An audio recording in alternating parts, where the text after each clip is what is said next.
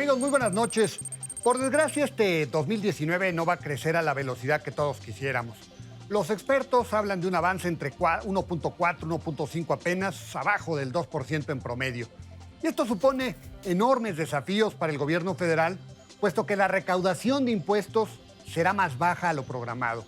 El IVA del primer bimestre ya refleja esta situación con una reducción del 8.2%. De ahí que se hable de la posibilidad de nuevos impuestos y hasta de más recortes a la burocracia. ¿Cuál es el escenario que se visualiza en este terreno para finales del 2019? ¿Cuáles son los riesgos? Esta noche nos acompaña Nora Morales, socia de impuestos de la firma de consultoría EY. ¿Qué podemos esperar? Acompáñenos. Muchísimas gracias por invitarme. Gracias por acompañarnos, Nora. Bueno, pues hoy vamos a platicar de un tema muy importante, Nora, que tiene que ver con el tema de la caída de la actividad económica y las consecuencias que esto está teniendo en la recaudación impositiva del gobierno, que me parece que es un tema lógico. ¿Cómo ves el tema? Hay datos hasta febrero, digamos, el primer bimestre. ¿Cómo sentiste esos datos? Sí, fíjate que los vimos con mucha atención. En realidad no hubo una caída como tal, pero sí hubo un crecimiento muy pequeño. Sí. Pero lo que ocasionó todas las notas fue una caída fortísima en materia de IVA. En materia de IVA, desde enero cayó casi un 13% y ahora para febrero trae una caída acumulada de un 8.7%. Exactamente. Y eso coincide con lo que acabas de decir, porque precisamente deriva de que la actividad económica parece de alguna manera desacelerarse. Ha habido varios que ya están rectificando de alguna manera a la baja el crecimiento que va a tener el país.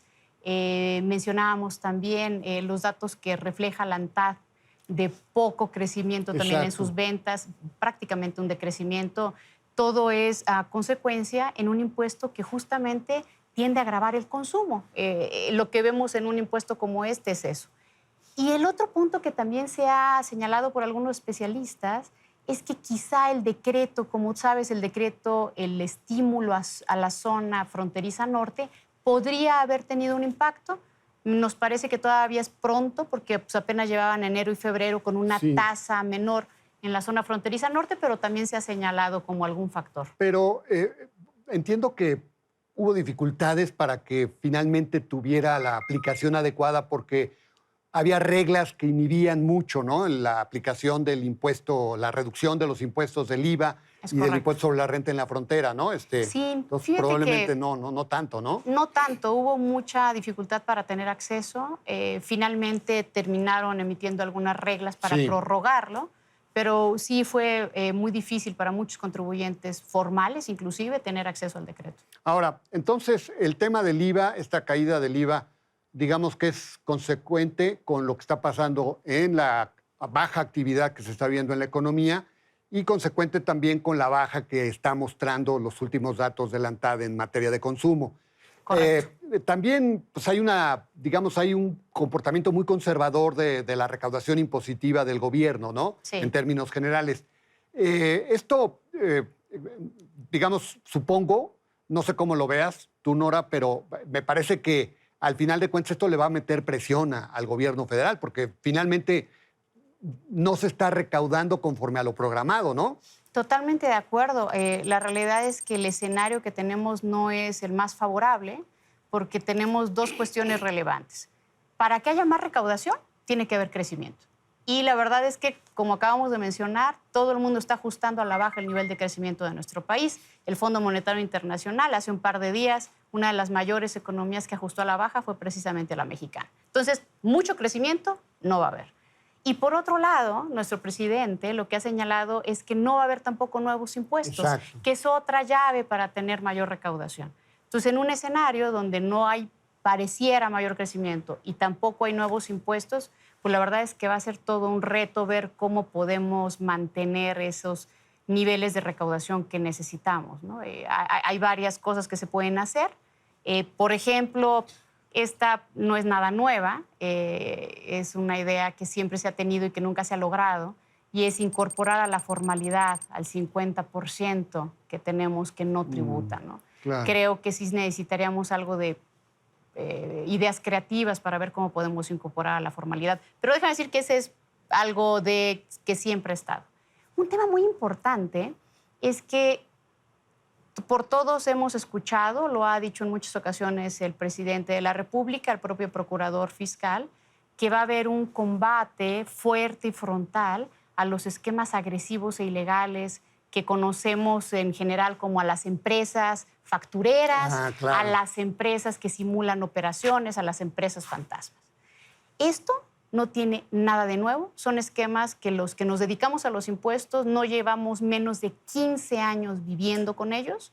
Lo que en realidad ha faltado es voluntad política para atacarlos. Creemos entonces que, o esperamos que esta administración sí la tenga, que tenga una buena coordinación entre la Procuraduría Fiscal, el SAT, la Unidad de Inteligencia Financiera, y que finalmente veamos los contribuyentes formales que se está atacando aquello que genuinamente es un cáncer, ¿no? Ahora, Nora, ¿qué tanto impacto podría tener este esfuerzo para eliminar este tipo de situaciones irregulares? Si lo hacemos bien, creemos las cifras, como sabes, la economía informal por un lado y por otra parte la actividad ilegal es difícil de cuantificar cuánto va a significar. Pero el propio Congreso de la Unión ha establecido que hay cifras que son muy importantes que se van por estos dos rubros. Se habla de billones de pesos, Se habla ¿no? de billones de pesos. Sí, 2, 3 billones, ¿no? Entonces, creemos que sí sería un esfuerzo que traería frutos. No nada más esos dos esfuerzos. Estos dos esfuerzos es traer a los informales, básico, y vamos a decir que tengan consecuencias los que están actuando indebidamente y que por tanto se eliminen. Pero por otro lado, nos pareciera que hay otros dos temas relevantes como retos. El primero es fiscalizar adecuadamente a los contribuyentes formales. Y me explico mejor. El SAT, y esto debería de ser un orgullo, es una de las administraciones más sofisticadas y con mejores sistemas en todo el mundo. Tiene una cantidad de información nuestra, tuya, mía, Sí, de claro, de todo mundo, importantísima. Entonces, con esa cantidad de información, lo que nosotros en realidad esperamos es que haga una fiscalización adecuada a los contribuyentes formales. Y sobre todo para tener una percepción, y esta es la parte relevante, de que los contribuyentes cumplidos se les trata bien, las reglas del juego se respetan, y eso siempre es igual a dar mayor certeza y eso siempre es igual a atraer más inversión. Sin embargo, Nora, no sé tú que tratas con tantas empresas, entiendo que no están muy satisfechos muchas empresas porque entiendo que algunas empresas no les están devolviendo sus impuestos, ¿no? Las devoluciones de impuestos, ¿verdad? Cuando tienes un saldo a favor. ¿Esto está sucediendo? Eso sigue sucediendo. En el pasado fue un tema muy importante para las empresas. A todos nos encanta que nos devuelvan nuestros impuestos porque además eso que tiene el gobierno no es un impuesto ya. No es un impuesto que te lo tiene que devolver. No, ya. Entonces, ahora tenemos este tema de la eliminación de la compensación universal, que tanto sonó, que es básicamente que si yo tengo un saldo a favor y un saldo a cargo, los pueda enfrentar, los pueda matar. Esa eliminación sí ha tenido mucha molestia, sobre todo en los contribuyentes cumplidos. Y afectación de liquidez, ¿no? Y afectación de liquidez en muchos casos, inclusive algunos medios de defensa promovidos también, amparos, juicios de amparo para ser específica. Pero bueno, la autoridad fiscal sigue teniendo ciertas áreas de oportunidad en las devoluciones. Sin embargo, el SAT se ha comprometido a tratar de agilizar estos temas y que esto sea mucho más eficiente, dado que ya no podemos compensar. Entonces, esperemos que la actitud de la nueva administración cambie un poco a lo que vimos en el pasado. Ahora, todavía no lo vemos, no. Pero esperemos que eso suceda. Nora, ¿qué riesgos hay de que al final de cuentas se pierda el equilibrio de las finanzas públicas, que es tan importante para que no haya situaciones de las que luego nos arrepentimos porque al final de cuentas se afectan las variables económicas? ¿Cómo lo sientes tú? ¿Hay esos riesgos precisamente porque al final de cuentas la economía no creció? Fíjate, nosotros sí vemos un riesgo, por supuesto, de que los números al final no salgan, eso es evidente. La recaudación que se estimó para este ejercicio fue ambiciosa también, inclusive en los últimos momentos se subió, en los últimos momentos antes de que se aprobara la ley de ingresos. Sí creemos que hay un riesgo, sin embargo también confiamos en el compromiso que ha externado la Secretaría de Hacienda en cuanto a mantener su superávit primario y que de alguna manera se pueda sopesar. Desafortunadamente quizá cortando el gasto, que eso también inhibe muchas cosas más, pero sí creemos que podríamos tener un riesgo. esperemos a ver cómo se comporta. Hace unos días, en un foro que hubo ahí en el Congreso, el subsecretario Herrera deslizó como la posibilidad de que se regresara con el tema de la tenencia. ¿Hay riesgo de que viéramos, más allá del compromiso del presidente, que viéramos ante esta presión nuevos impuestos, digamos, estatales, federales? ¿Hay esa posibilidad? Fíjate que tocas un tema bien interesante.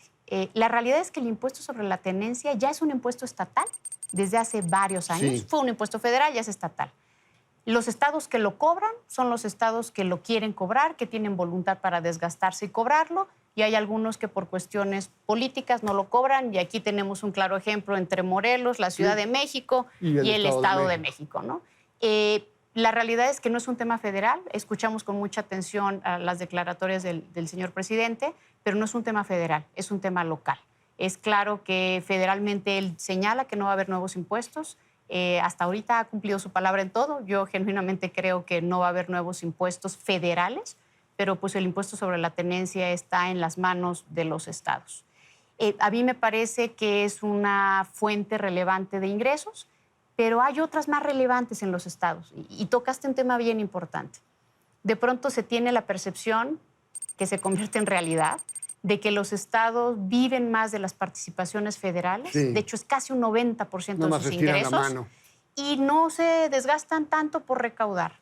El Fondo Monetario Internacional siempre ha sugerido que si los estados se enfocan en los impuestos que tienen potencial, y potencial tienen el impuesto predial y el impuesto sobre nóminas. Y por poner un ejemplo del predial, que también el subsecretario señalaba, en México se recauda el 0.2 del PIB y el promedio es del 2%.